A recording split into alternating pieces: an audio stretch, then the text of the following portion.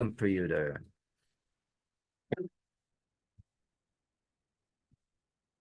No, Rabbi Erev Tov, we are here in the, we would say the last week of Purim, but the last week of Adar, but we have to increase every single day of the 2 months of Adar.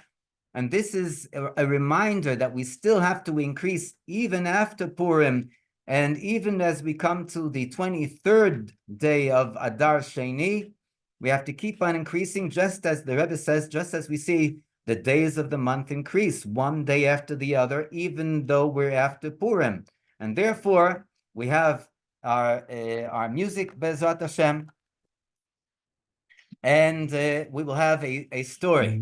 But first, the music.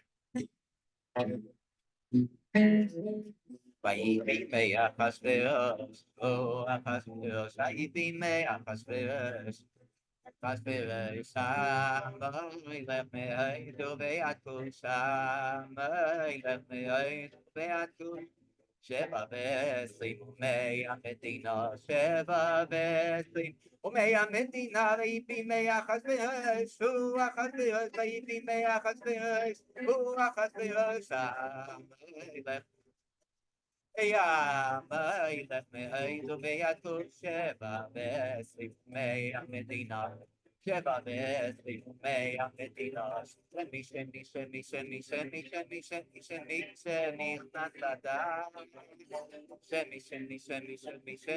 שנכנס לדם, מי שנכנס האדם מבין בשמחה, מי שנכנס האדם מבין בשמחה. ליהודים, אוי סוילה בשמחה וששמחה. ליהודים, אוי סוילה בשמחה וששמחה. ליהודים, אוי סוילה בשמחה וששמחה. יהודים ליהודים, אוי סוילה בשמחה וששמחה. גאולה, גאולה, גאולה. Geulah, Geulah, Geulah, Geulah, Yavah.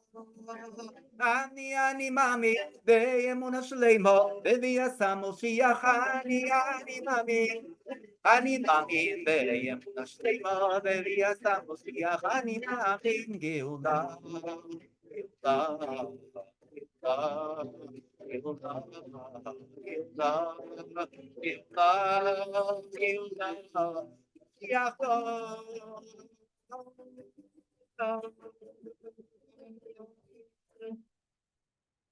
עד כאן the music, and now we continue with our story. This week's story has to do with one of the nigunim that we just, let me get the red nose off. There are people that commented that the red nose isn't appropriate. I don't know, but listen, Purim is Purim. You can't be in the month of Adar without a red nose. The question is where the red noses of everyone else over here in the participants is, but that's a question that you'll have to answer on your own. So the nigun that we sang, one of the nigunim has to do with the words in the Megillah in regard to the outcome of the miracle. It states, "La'ihudim haisa oira v'simcha v'sosan v'ikar ken tiyelanu." It says that we say it in Havdalah, ken tiyelanu, but it tells about the greatness of the miracle of Purim, and each and every one of these expressions of joy has to do with one of the mitzvahs that we have in the Torah. We say that La'ihudim haisa oira, oira zu Torah. Oira it represents the Torah. The simcha zu Yom Tov. Yom Tov represents the concept of simcha. And then there is sason v'ikar. Sason is the mitzvah of bris milah, and yikar is the mitzvah of tefillin. How is this connected with the story that we're going to hear? We're going to hear the story, and we'll understand. The story starts off with a woman, a mother living in Beit El, Those of you that have a connection, I think, with Beit El, you might even know who we're talking about, but I'm not going to mention names. The mother, together with her family, lives in Beit El, and they had very big challenges in regard to the education of their children, because in order to go and to give them an education, and they wanted a proper, and they wanted a Chabad education, so they had to go and spend much time every day carpooling the children from where they live to the closest school and bringing them back afterwards. It's not simple. So the family, especially the family, decided that they want to go and to ask the Rebbe, maybe they should move, maybe they should change their venue to another venue that would be closer to the educational institutes. And they wrote the Rebbe in the Igros Kodesh, and the Rebbe gave them an answer. What was the answer? Ben Zachar Bari V'Sholem. A healthy and complete male boy. Blessing for a child. Now, she kept on reading forward, backward, looking for any kind of hint that has to do with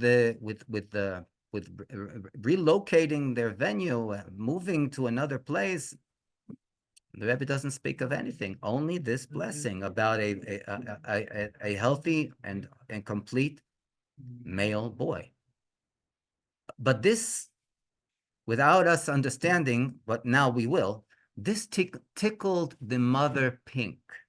It moved her to a great amount of excitement because of what she has gone through. She already had children, obviously, because they were taking the children to the educational institutes. But after she had the last child, for the meantime, the last child was born with many complications and a very complicated operation. And the doctors told her that from that point on, from this last pregnancy and last birth, she won't be she shouldn't have children. It is endangering her life, let alone the child's life as well. She went to rabbis, and to whatever rabbi, whomever she went to, based in Dayanim, whatever rabbi she went to, she received the same reply. According to what the doctors say, it's true halachically that it's a danger, and in this kind of situation, the Torah doesn't comply with your desire of having more children, especially since she already had children. We won't get into the details, but here, all of a sudden, she wrote the Rebbe, and the Rebbe promises a complete and healthy male boy, and she couldn't believe her eyes. So she went again. She went again now to rabbis, and the rabbi that she went to advised her that, listen, whatever was in the past, but it could be that things change. So go back to the doctors, and only after the doctors examine you and they give you the green light can things change. Fine. She went back to the doctors and she had the examinations. And what do we think the doctors told her? Doctors told her that her situation changed in the last, I don't know, period of time since the last birth. And at this point, so she is, whatever blocked her from being able to go and to have another pregnancy, apparently was removed, and everything is okay.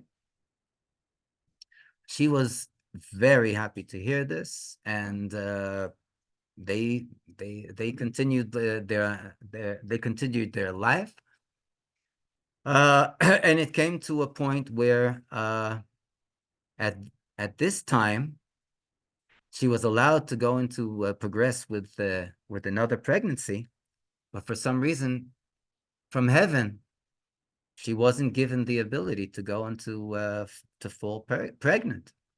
And weeks go by, months go by, years go by. and she's not having a child.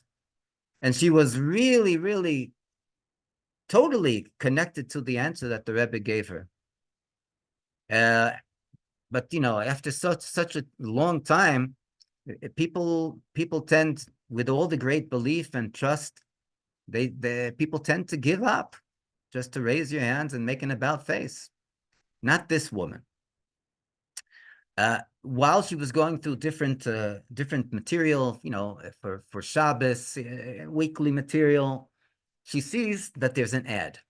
There's an ad from the Va'ad Leman Hagiula Hashlema, the committee for the furtherance of the complete redemption. And in this ad, they advertise that whoever will give a substantial contribution to the institute, to the committee, they will give this person a dollar bill from the Rebbe. In other words, a dollar that was received from the hands of the Rebbe, the holy hands of the Rebbe. And together with this, they will also write the Rebbe in the Igros Kodesh in order to receive a blessing from the Rebbe. And she was all gung-ho. This really turned her on. She made contact with the committee, and together with the framed dollar bill from the Rebbe, she also received the blessing that they received on her behalf from the Rebbe. The blessing was as follows. The Rebbe speaks about the days of Purim and how in the days of Purim there was the miracle that was constituted in the word v'nahafochu, that everything was turned around. And the Rebbe quotes, as the Megillah states, the Rebbe says that this person will receive the blessing, La'ihudim haisa oira v'simcha v'chule, etc. Now, and the Rebbe explains, oira, this is Torah, simcha, this is Yom Tov, the participation of the mitzvah of the joy of the festivals, and that's it. The Rebbe doesn't continue. The Rebbe says v'chula, etc. Now, this woman, it really, really was getting at her. She wants to understand. She wants to know, and it was something sort of like a hidden blessing. She wants to know, what are the other two concepts that the Megillah is talking about, that the Rebbe brings as the blessings that she's receiving?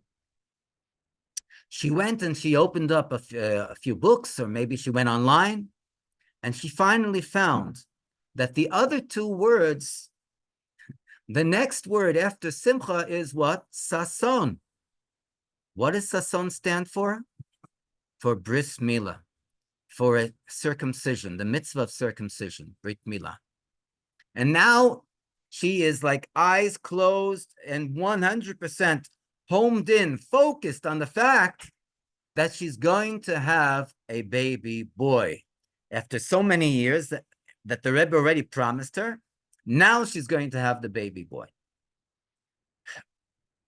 A short period of time went by, and she conceived. She conceived, and she was pregnant. Now, many people always look forward to and they all lived happily ever after in the stories that we tell about, the miracle stories that we tell about with the Rebbe.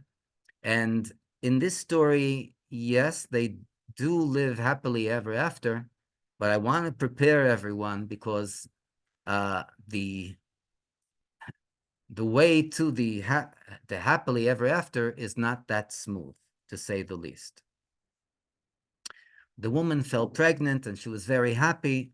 She was incredibly happy until one day she was returning to Beit El, and this is a story that happened.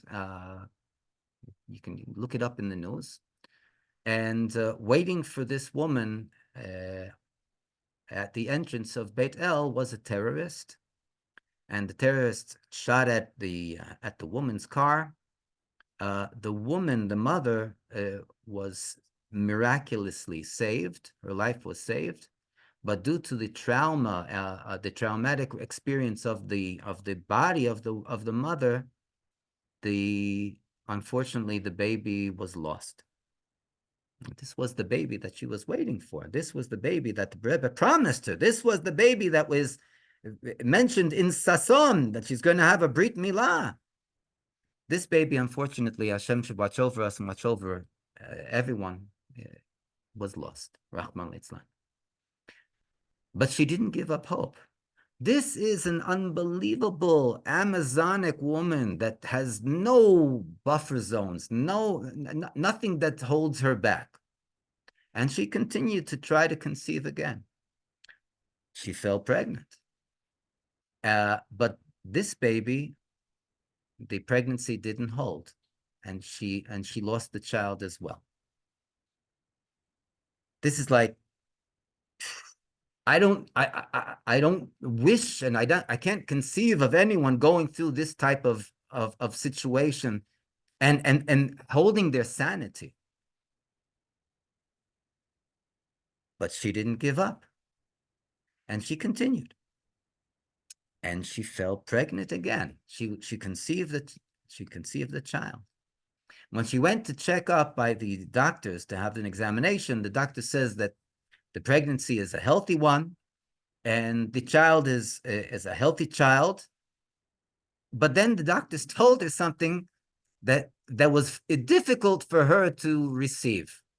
They told her, you're going to be having a beautiful baby girl. She said, what? A baby girl? You guys don't know what you're talking about. We said, listen, this is what we see in the ultrasound. You're totally mixed up. The Rebbe promised me twice, I'm going to have a healthy and complete baby boy, and we're going to have a bris milah. And that's the way she continued.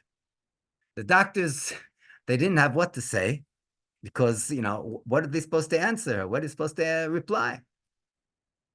And the months went by until the birth, and this woman from Beit El had a healthy and complete baby boy, to say the least.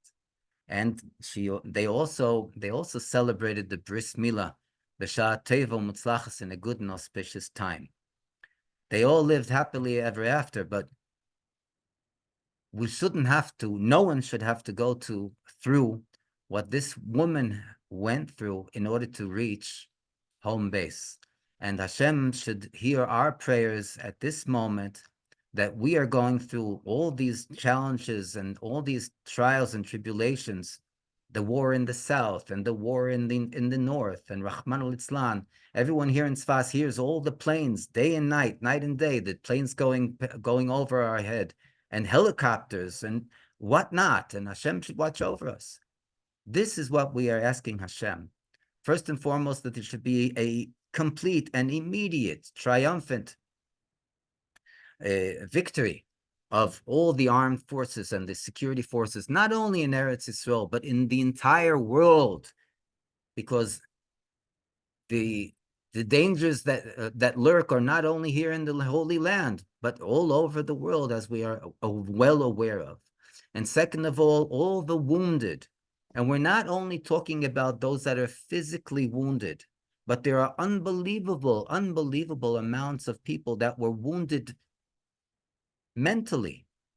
They've gone through traumas. We're talking about soldiers and we're talking about citizens, that they should have a complete refuah shlema, and a complete and immediate recovery b'toch Klal Yisrael, amongst the entire Jewish nation, and all the hostages, wherever they may be, because someone told me today, whispered in my ear, Rabbi, you should know that you want to return the hostages from Gaza, from Hamas. It's not necessarily the fact that they're in Gaza. By now, it could be, apparently, that they're in Egypt, or wherever they may be. All the hostages should be returned healthy and happily, as happily as they can be, Bezrat Hashem. And this should be immediately now with the revelation of the Rebbe Shlita Melech Ha'Moshiach on a good and revealed basis. Teichef miyad, immediately, mamish in actuality. Yechi Adonenu, Morenu, V'Rabbeinu, HaMelech HaMoshiach, Le'olam Voed. And as it's brought in Chassidus, in Chassidic philosophy, and as it's brought in Kabbalah, there are no boundaries that can stand in front of simcha, in front of joy, in front of happiness. And this is the month, and the months that we have celebrated, the months of happiness. Misha nichnas adar marbim b'simcha, we increase in our joy. This should be the final moment that we should be celebrating the simcha in a hidden and concealed basis, and we should go into the revealed celebration with the third and the eternal Beis Hamikdash, and with the Rebbe Shlita Melech Ha'Moshiach, Teichef Miyad Mamish. Yechi Adonenu, Morenu V'Rabbeinu, HaMelech HaMoshiach, Chai V'Kayim Le'olam Voed. Amen.